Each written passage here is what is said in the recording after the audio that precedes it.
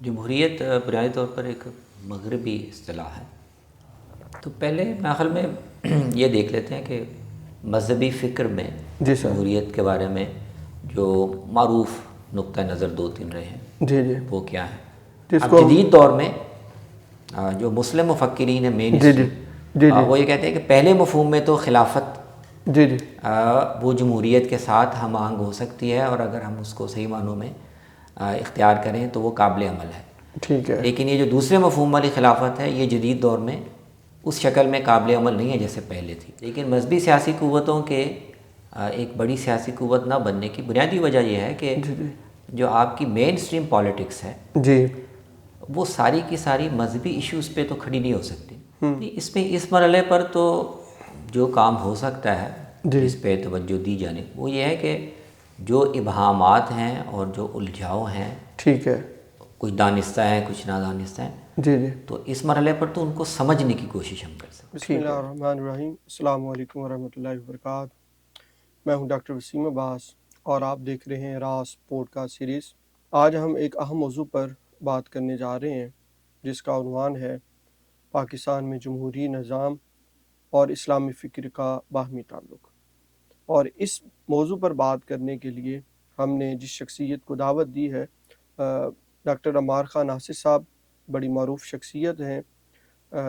اس وقت وہ gift university Gujranwala میں بطور اسسٹنٹ پروفیسر کام کر رہے ہیں. عرصہ 30 سال سے وہ تعلیم و تعلم کے سلسلے کے ساتھ جڑے ہوئے ہیں. سینکڑوں قومی اور بین الاقوامی سیمینارز، ورکشاپ، کانفرنس کے اندر وہ شرکت کر چکے ہیں. متعدد کتابوں کے وہ مصنف ہیں اور کئی مقالات ان کے مختلف تحقیقی مجلات کے اندر جو ہے وہ شائع ہو چکے ہیں. ڈاکٹر صاحب بہت شکریہ آپ کا، آپ نے وقت دیا. اور آج کا جو ہمارا سب سے پہلا سوال ہے وہ یہ ہے کہ ڈیموکریسی ہے کیا، اس کا ارتقاء کیسے ہوا اور اس کی بنیادیں کیا ہیں. تو اس کے اوپر ذرا روشنی ڈالیے گا تاکہ ہم اپنے موضوع کو مزید آگے بڑھا سکیں. جمہوریت بنیادی طور پر ایک مغربی اصطلاح ہے. اب مسلمانوں میں بھی متعارف ہے پچھلے بھی 100 سال سے، لیکن بنیادی طور پر یہ جی ایک سیاسی اصطلاح ہے جس کی فکری بنیادیں اور اس کے پیچھے تاریخی عوامل وہ یورپ سے آئے ہیں. تو کانسیپٹ یورپین ہے، مغربی ٹھیک ہے. کانسیپٹ ہے، اور اس میں 2-3 عناصر ہیں جو عام طور پر بیان کیے جاتے ہیں. جی سر. اس میں ایک تو ظاہرہ یہ ہے کہ جو حق اقتدار ہے، جی جی تو جیسے وہ پہلے موروثی مانا جاتا تھا، جی سر. خاص طبقوں کے لیے مانا جاتا تھا، تو اس کے تقابل میں یہ تصور پیدا ہوا کہ حق اقتدار یہ فیصلہ عام لوگوں کو کرنا چاہیے. ٹھیک ہے. تو ایک بنیادی عنصر تو جمہوریت میں یہ ہے کہ حق اقتدار کسی طبقے کے لیے خاص نہیں ہے، موروثی نہیں ہے، بلکہ یہ فیصلہ عام لوگ ووٹ کے ذریعے سے کریں گے کہ کس کو کتنے عرصے کے لیے ہم زمام کار سپرد کرنا چاہتے ہیں. ٹھیک ہے. دوسرا اس میں ایک بڑا اہم پہلو یہ بھی ہوتا ہے کہ چونکہ جمہوریت میں یا حکومت میں اور اقتدار میں اصل چیز عام لوگوں کی بہبود ہے، تو فیصلہ سازی میں جی ان کے منتخب نمائندے فیصلہ کریں، اور جس معاملے میں بھی فیصلہ کریں اس کے متعلق معلومات کس جی بنیاد پر فیصلے کیے جا رہے ہیں اس ٹھیک کے ہے. متعلق بحث مباحثہ یہ پبلک ڈومین میں ہونا چاہیے. ٹھیک ہے. تو میڈیا کا، صحافت کا، اہل دانش کا پھر اس میں ایک بڑا کردار بن جاتا ہے کہ جو بھی معاملہ جس پر فیصلہ ہو رہا ہو جی وہ چند لوگ چھپ چھپا کے الگ بیٹھ کے اپنی ثوابدید پہ نہ کریں. ٹھیک ہے. وہ ایک کھلی ڈبیٹ ہو، لوگوں کو پتہ ہو کہ کیا فیصلہ کیا جا رہا ہے، کس بنیاد پہ کیا جا رہا ہے، وہ اپنی رائے بھی دیں. ٹھیک ہے. پھر اس میں ایک تیسرا پہلو ساتھ یہ آ جاتا ہے، جی سر. اور وہ آپ اس کو کہہ سکتے ہیں کہ اس کی فلسفیانہ پھر ایک اساس آ جاتی ہے کہ پارلیمنٹ کو یا منتخب نمائندوں کو جی سر. ساورنٹی حاصل ہے. ساورنٹی مطلب یہ ہے کہ ان کو کوئی چیز ان کے اجتماعی فیصلے کے علاوہ یا ان کے ارادے کے جی جی علاوہ اور کوئی چیز ان کو پابند نہیں کرتی. ٹھیک ہے. تو ساورنٹی ان کو حاصل ہے، وہ جو فیصلہ کر دیں وہی قانون سمجھا جائے گا. لوگ پھر آگے اس پہ اپنی رائے دینا چاہیں یا اس پہ اپنا حق اختلاف رجسٹر، وہ الگ بات ہے، لیکن منتخب نمائندوں کو ساورنٹی حاصل ہے، ان کو کسی اور چیز سے پابند نہیں کرنا چاہیے.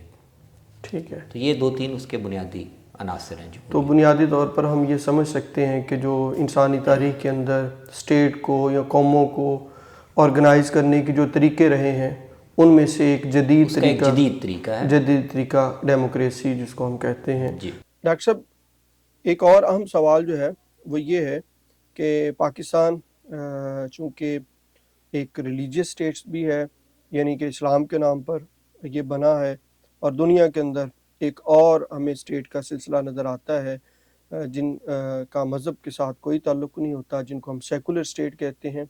تو پاکستان میں جو ڈیموکریسی اور اسلام ہے، اس کا ایک باہمی امتزاج یا اشتراک ہمیں دیکھنے کو ملتا ہے. تو لیکن ہمارے ہاں ریلیجیس لیڈرشپ کے اندر یا علماء کرام کے اندر اس بارے میں بہت ساری باتیں بھی موجود ہیں، نقطہ نظر بھی موجود ہیں.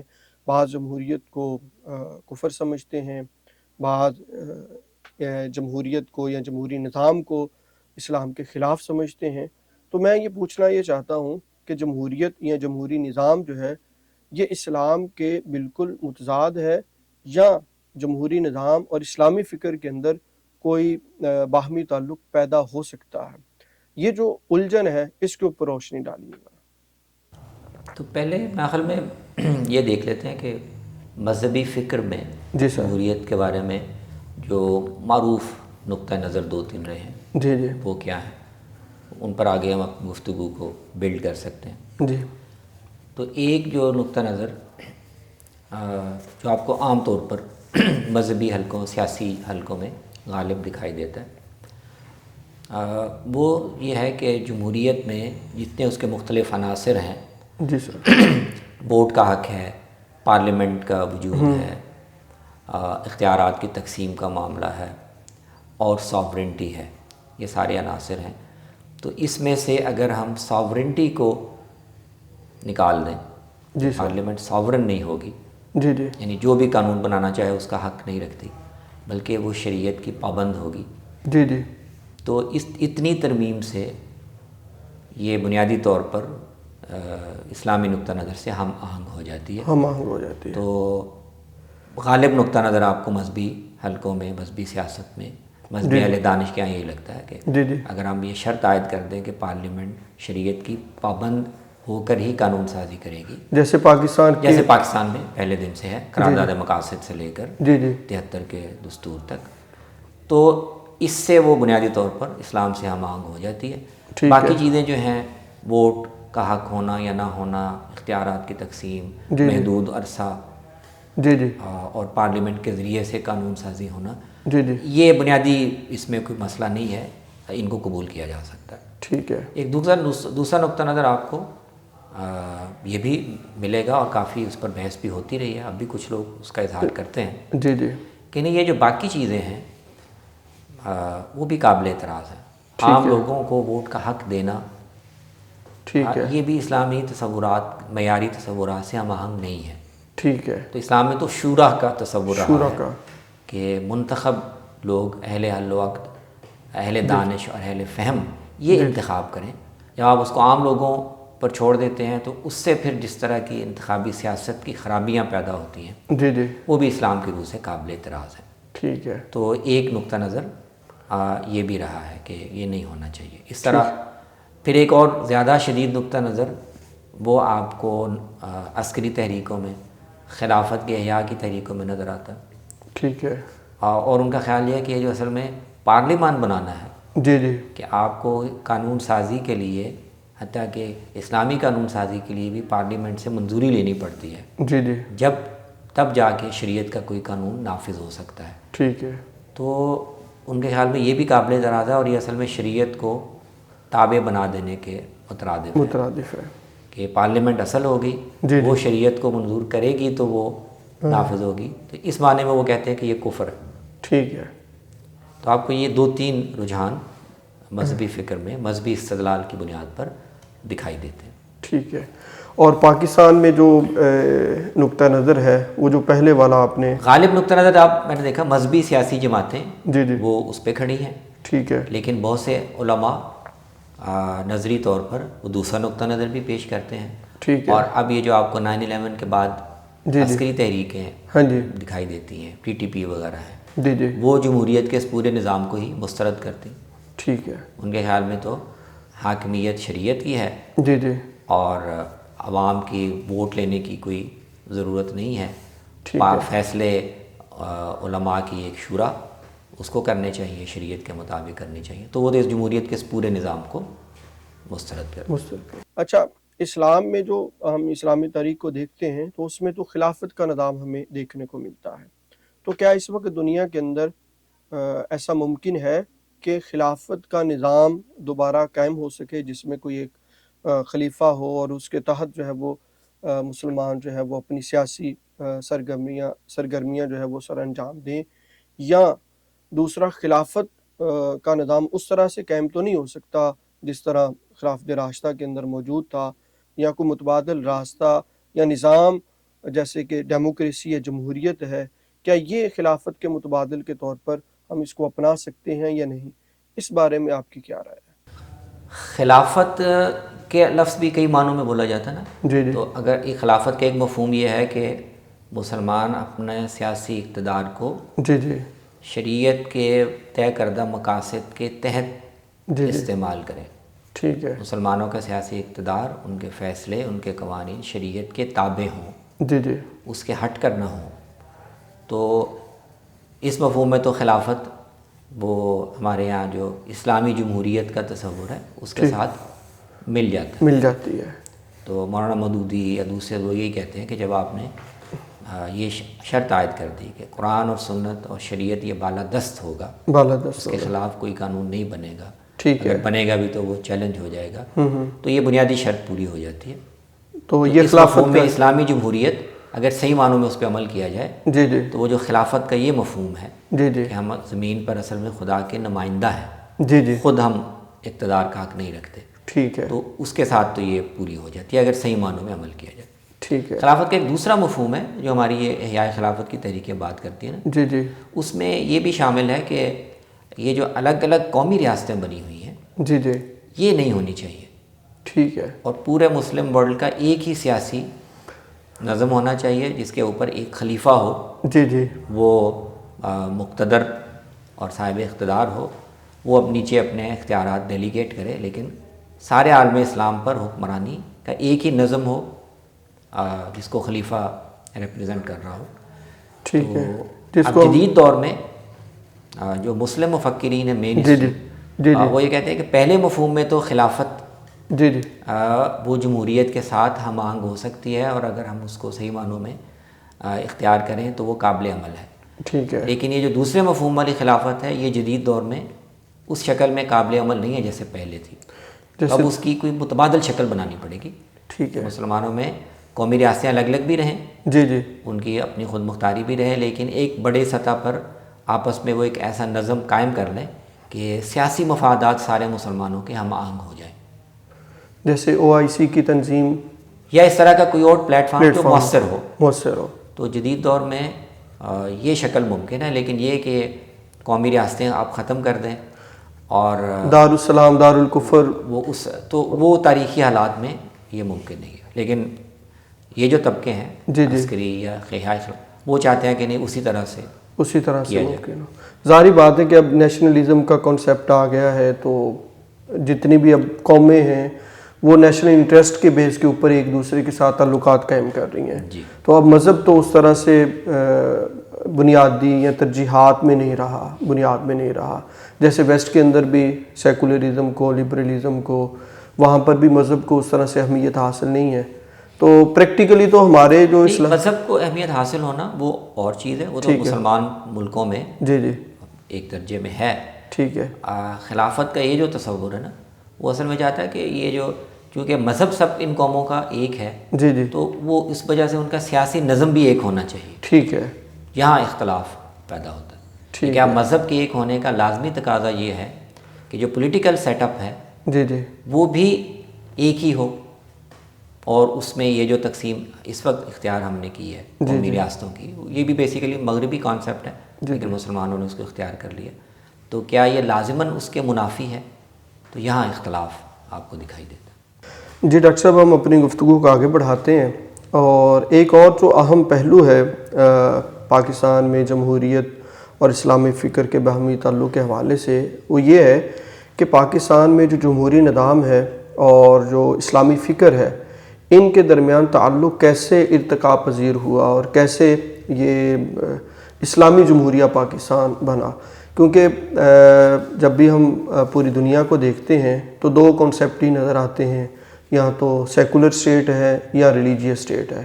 تو یہ والی ایک اسٹیٹ پاکستان میں ہمیں ایسی کہ جہاں پہ ڈیموکریسی بھی ہے اور اسلامی فکر بھی ہے، یعنی کہ مذہب کا اس کے پورے اسٹرکچر کے اندر عمل دخل بھی ہے، اور پھر ویسٹ کی جو فلسفی ہے ڈیموکریسی والی، وہ تو اس کا تعلق کیسے ارتقاء کی طرف گیا، کیا کیا مسائل تھے، کیا کیا چیزیں ہوئیں، اس پر تھوڑی روشنی ڈالیے۔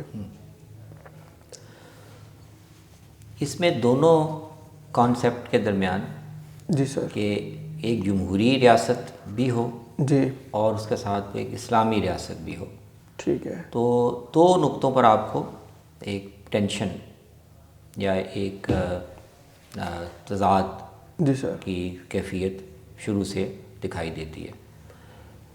پہلا مسئلہ تو یہی تھا کہ کیا پاکستان کو ایک سیکولر ریاست ہونا چاہیے یا ایک مذہبی ریاست ہونا چاہیے۔ تو مذہبی ریاست کا ایک تصور تھیوکریٹک اسٹیٹ کا بھی تھا، ٹھیک ہے۔ جس میں اقتدار یا قانون سازی یہ کلیتاً مذہبی علماء کے پاس ہو۔ ٹھیک ہے۔ تو یہ بحث پاکستان کے بننے سے پہلے ہی شروع ہو گئی تھی۔ جی جی جی سر۔ تو تھیوکریٹک اسٹیٹ کی تو قائد اعظم نے بڑی وضاحت سے نفی کر دی تھی کہ پاکستان کوئی تھیوکریسی نہیں ہوگی جہاں پہ مذہبی علماء کی حکومت ہو، جی جی یہ ایک جمہوری ریاست ہوگی۔ ٹھیک ہے۔ البتہ اس کے ساتھ وہ مذہب اور ریاست کے تعلق کی بالکل نفی بھی نہیں کر رہے تھے، ٹھیک ہے۔ کہہ رہے تھے کہ یہ شریعت کے مطابق ہوگی، جی جی تو جمہوری بھی ہوگی اور شریعت کے مطابق ہوگی۔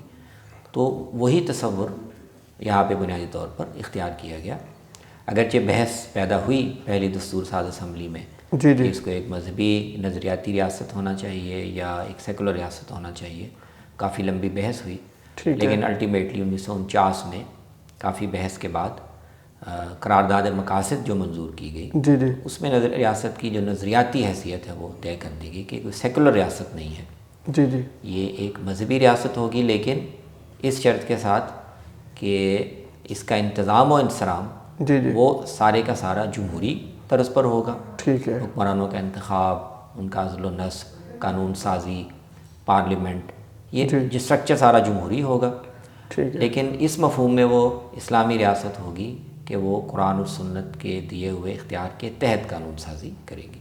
ٹھیک ہے۔ تو یہ مسئلہ تو ایک حد تک ریزالو ہو گیا، جی جی اور اسی اصول کو پھر ہمارے ہاں جو بھی بعد میں آئین بنے، 56 کا بنا، پھر 62 میں بنا، پھر 73 میں بنا، اس میں یہ مانا گیا کہ ریاست اسلام جو ہے وہ ریاست کا سرکاری مذہب ہے، اور پارلیمنٹ پابند ہے کہ شریعت کے تابع ہی قانون قرآن اس کے مطابق ہی قوانین بنائے۔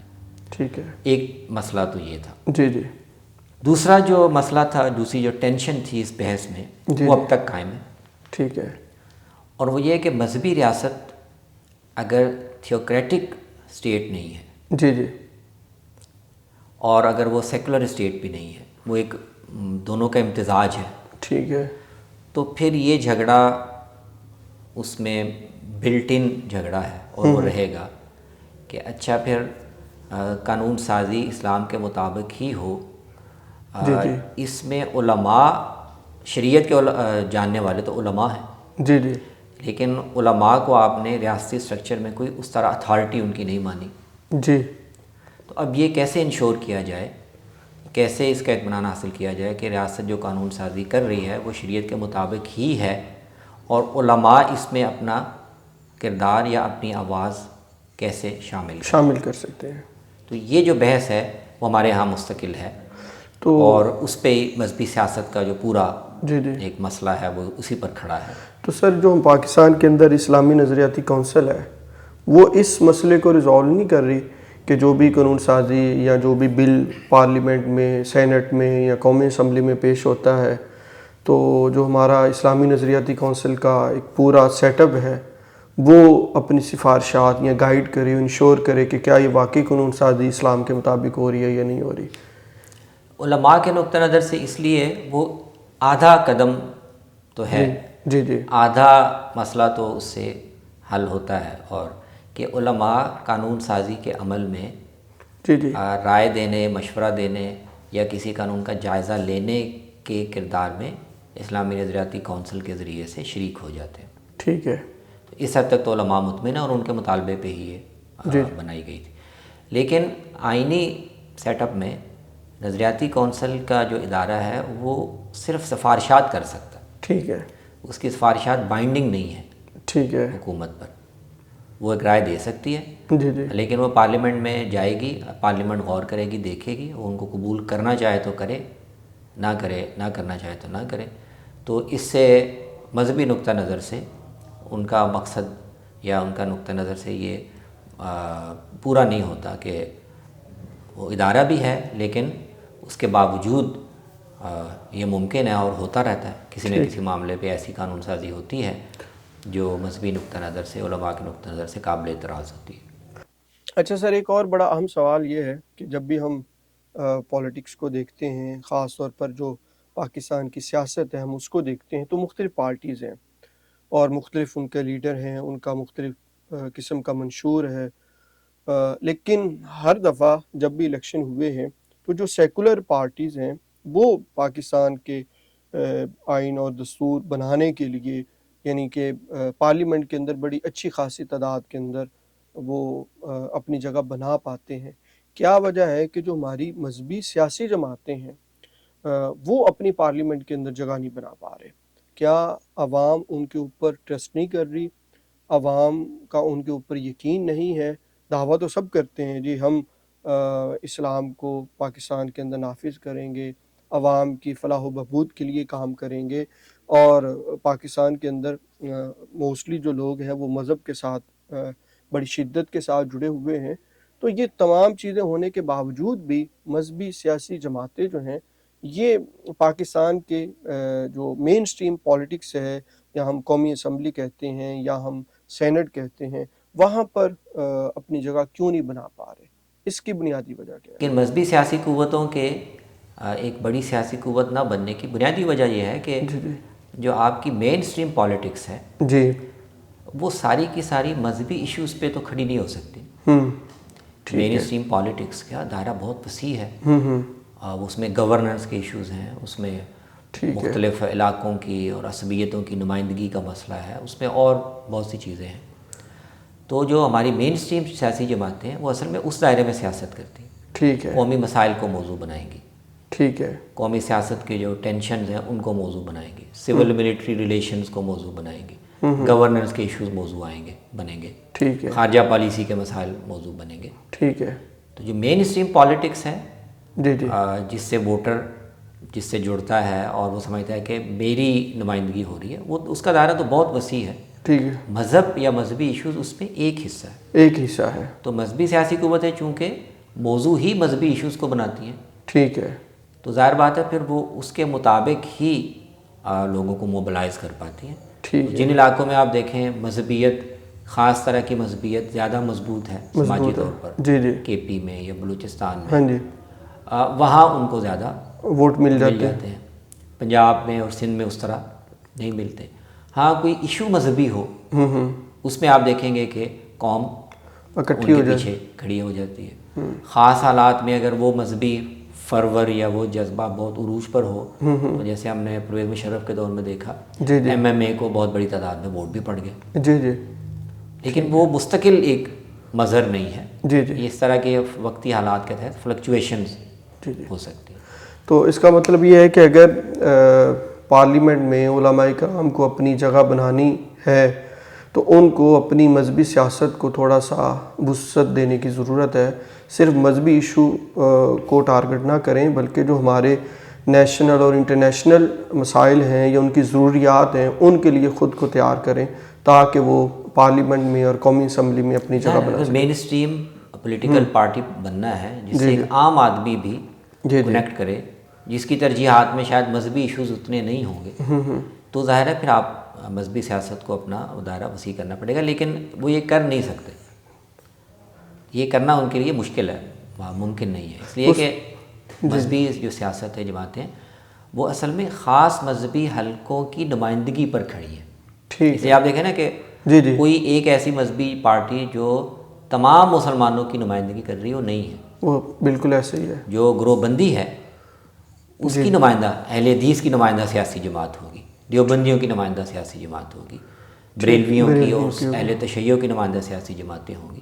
ٹھیک ہے۔ تو وہ اگر اپنے سیاسی اہداف کو اتنا وسیع کریں کہ وہ جو شناخت ہے گروہی وہ اس میں ڈیزالو ہو جائے جی تو وہ پارٹی بنے گی نہیں۔ جی جی، اور یہی وجہ ہے کہ دوسری طرف جو مین اسٹریم پالیٹکس ہے اس میں یہ تقسیم نہیں ہے، دیوبندی کی، بریلوی کی، اہل حدیث کی، اس میں جیسے ہی آئے گی تو وہ پالیٹکس خراب ہو جائے گی، ان کا جو کانسٹیچوئنسی ہے وہ محدود ہو جائے گی۔ ٹھیک ہے۔ ڈاکٹر صاحب ہماری گفتگو بڑی اچھی چل رہی ہے، تو آپ مجھے یہ بتائیں کہ پاکستان میں جو جمہوری نظام ہے اور ہماری جو یوتھ ہے، جو نوجوان نسل ہے، وہ پاکستان کے جمہوری نظام کو اور جو اسلامی فکر ہے اس کو کس نظر سے دیکھ رہی ہے؟ ان کے ذہنوں کے اندر یہ جو الجھاؤ ہے ڈیموکریسی اور اسلامی فکر کا، تو کیا یہ مسئلہ ایسے ہی الجھا ہوا رہے گا یا کسی نہ کسی موقع کے اوپر یا کسی نہ کسی سٹیج کے اوپر جا کر یہ مسئلہ حل بھی ہوگا؟ تو آپ کے خیال کے اندر ہماری یوتھ جو ہے، نوجوان نسل جو ہے، یہ اس گیپ کو یا اس کویسچن کو کیسے ایڈریس کر رہی ہے، جمہوری نظام اور اسلامی فکر کے اس مسئلے کو؟ نہیں دیکھیں، جو معاملے کی نوعیت ہے جی کہ جمہوریت کا اور اسلام کا کیا تعلق ہے اور مذہبی سیاسی جماعتیں جمہوریت کے ساتھ کیسے کنیکٹ کرتی ہیں، کتنا کرتی ہیں کتنا نہیں کرتی، جی جی اس میں جتنی الجھاؤ ہے جی یا جتنی پیچیدگی ہے وہی نوجوان نسل میں بھی آپ کو منعکس ہوتی ہوئی دکھائی دیتی ہے۔ ٹھیک ہے۔ یعنی مذہبی جماعتیں جو ہیں وہ تو جمہوریت کو ایک مددگار یا ایک معاون ذریعے کے طور پر قبول کرتی ہیں۔ ٹھیک ہے۔ ان کا اصل مقصد ہے نفاذ شریعت، ٹھیک ہے، یا مذہبی علماء کا اقتدار کے نظام میں ایک حصہ دار ہونا، یہ ان کا الٹیمیٹ مقصد ہے۔ اس کے لیے جمہوریت مددگار ہے تو اس سے فائدہ اٹھاتے ہیں۔ ٹھیک ہے۔ لیکن جب ضیاء الحق صاحب آئے تھے اور وہ شخصی طور پر کمیٹڈ تھے اپنے فہم کے مطابق اسلام کے نفاذ میں، تو آپ نے دیکھا ساری مذہبی جماعتیں ان کے ساتھ کھڑی ہوگی کہ اچھا جمہوریت سے تو اسلام آئے گا کہ نہیں، لیکن ضیاء الحق صاحب کے ذریعے سے آ سکتے ہیں تو ہم بھی آتے ہیں، کوشش کرتے ہیں۔ ٹھیک ہے۔ اور اس موقع پہ آپ بڑے علماء کے اگر بیانات دیکھیں، مفتی محمود رحمہ اللہ، انہوں نے بہت واضح طور پر کہا کہ جمہوریت تو پاکستان میں کوئی بھی جتنے بھی گروہ ہیں وہ جمہوریت کو ایک ٹول کے طور پر ہی استعمال کرتے ہیں۔ ٹھیک ہے۔ تو ہم بھی ایک ٹول کے طور پر استعمال کر رہے ہیں، لیکن اگر جمہوریت کے بجائے ایک فوجی عامر کے ذریعے یا حکمران کے ذریعے سے ہم اپنا مقصد حاصل کر سکتے ہیں نفاذ اسلام کا، تو ہم کریں گے۔ ٹھیک ہے۔ تو یہی جو الجھاؤ ہے وہ آپ کو نوجوان نسل میں بھی منعکس، تو نوجوان نسل کنفیوزڈ ہے۔ ٹھیک ہے۔ ایک تو نظری سطح پر چیزیں واضح نہیں ہے، اسلام اور جمہوریت کے بارے میں 2-3 نیریٹو موجود ہیں۔ ٹھیک ہے۔ مذہبی طبقوں یا جماعتوں کا اپنا رویہ مختلف ادوار میں مختلف قسم کا رہا ہے، تو نوجوان نسل میں بھی یہ الجھاؤ آپ کو ایسے ہی دکھائی دیتا ہے۔ ٹھیک ہے۔ اور جو یہاں جمہوریت اور اسلام کے تعلق کی بات تو بعد میں ہے، جو ہمارے یہاں جمہوریت کی صورتحال ہے اس نے تو نوجوان نسلوں میں جمہوریت سے ہی ناامیدی پیدا کر دی ہے۔ لوگ پر امید نہیں ہے کہ یہاں جمہوریت کام کوئی نتائج دے سکتی ہے۔ جی بہتر ڈاکٹر صاحب۔ اچھا، یہ جو ہم جس الجھاؤ کی بات کر رہے ہیں، جس ہم کشمکش کی بات کر رہے ہیں، تو جو ہماری نوجوان نسل کے ذہنوں کے اندر یہ الجھاؤ ظاہری بات ہے کہ آ چکا ہے، تو میں یہ پوچھنا چاہوں گا کہ ہمارا جو تعلیمی نظام ہے وہ کس حد تک اس کے اندر معاونت کر سکتا ہے، یا نوجوان کو اس ذہنی الجھاؤ سے یا کشمکش سے ہمارا جو تعلیمی نظام ہے وہ کیسے نکال سکتا ہے، یا کتنا اپنا کردار جو ہے وہ ادا کر سکتا ہے، اور یہ کردار اہم بھی ہے یا نہیں ہے، اور کیا یہ تعلیمی اداروں کی یا تعلیمی نظام کی ذمہ داری ہے بھی یا نہیں ہے. تو اس کو ذرا بتائیے گا کہ ہمارا تعلیمی نظام اس سلسلے میں کیا کردار ادا کر سکتا ہے. اس میں میرے خیال میں تعلیمی نظام سے زیادہ جی اس طرح کے جو مسئلے ہیں، سیاسی مسئلے، جی جی تعلیمی نظام سے زیادہ مؤثر کردار بنتا ہے میڈیا کا. میڈیا کا یعنی جو انفارمل ایجوکیشن کے ذرائع ہیں ان کا زیادہ کردار بنتا ہے. یہ آپ کا فارمل ایجوکیشن کا نظام ہے، یہ بھی ایک کردار ادا کرتا ہے. آپ میں ایک طرح کا شعور لے آتا ہے، کچھ کانسیپٹ سے متعارف کروا دیتا ہے، کچھ سکلز پیدا کر دیتا ہے. جی جی لیکن آپ کے معاشرے کی صورتحال کیا ہے، ایشوز کیا ہیں، ٹھیک ہے پاور سٹرکچر کیا ہے، اس میں کہاں کہاں ابہامات سے فائدہ اٹھا کر مختلف طبقے اپنا ایجنڈا آگے بڑھا رہے ہیں. یہ تعلیمی نظام کے دائرے میں بھی انفارمل ایکٹیویٹی سے ڈسکس ہو سکتا ہے، لیکن اس میں اصل کردار تو میڈیا کا ہے.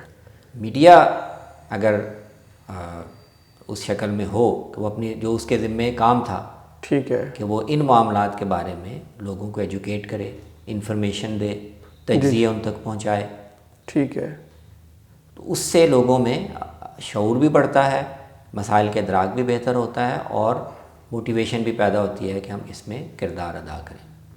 تو تعلیم کے عمل میں ہم صرف فارمل ایجوکیشن کو تک محدود نہ رکھیں. ٹھیک ہے تعلیمی اداروں میں بھی ہونی چاہیے اس طرح کی گفتگویں، ڈیبیٹس ہونی چاہیے، طلباء کا شعور بہتر ہو، لیکن اصل یہ کردار پبلک میڈیا کا ہے. اچھا ڈاکٹر صاحب، میں آپ سے آخری سوال پوچھنا چاہوں گا کہ جتنی بھی ہم نے گفتگو کی اور ہم نے یہ دیکھا ہے کہ ہماری نوجوان نسل جو ہے وہ جمہوری نظام اور اسلامی فکر کا جو پاکستان کے اندر ارتقاء ہوا ہے، اور اس سے جو مختلف نقطہ نظر سامنے آئے ہیں، اور ایک کشمکش اور الجھاؤ ہے ہماری نوجوان نسل کے ہاں، تو آپ ہماری نوجوان نسل کو کیا میسج، کیا پیغام یا کیا ایسا کہنا چاہیں گے جس سے ان کا یہ ذہنی جو الجھاؤ ہے یا کشمکش ہے وہ ختم ہو سکے، یا اس سے جو ہے وہ باہر آ سکیں، یا ہماری یوتھ کو، ہماری نوجوان نسل کو ایسا کیا کرنا چاہیے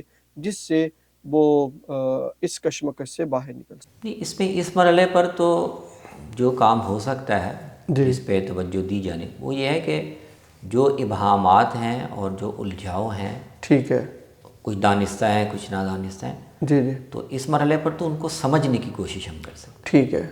پہلے ہمیں ادراک تو ہو جی کہ جی صورتحال ہے کیا، جی جی پیش کیسے کی جا رہی ہے، جی سر کون سا طبقہ، میڈیا یا ریاست کے ادارے یا مذہبی طبقے، وہ کیسے اس کو اپنے اپنے زاویے سے پیش کر رہے ہیں، اور کیا ان سے کوئی آگے بہتری کا امکان نظر آتا ہے یا نہیں آتا. اس کو سمجھیں. ٹھیک ہے نوجوان اگر اس صورتحال کو سمجھ لیں کہ یہ ہے اور یوں ہو رہا ہے، یوں ہو رہا ہے، تو ادراک ہو جانا یہ سب سے پہلا قدم ہے. ٹھیک اس سے پھر اگلے راستے سوچے جا سکتے ہیں ٹھیک ہے کہ شعور بہتر ہوگا، ادراک بہتر ہوگا، تجزیہ صحیح ہوگا، ٹھیک ہے تو پھر نوجوان نسل کے سامنے آگے بڑھنے کے آپشنز بھی آپشن مل رہے ہیں.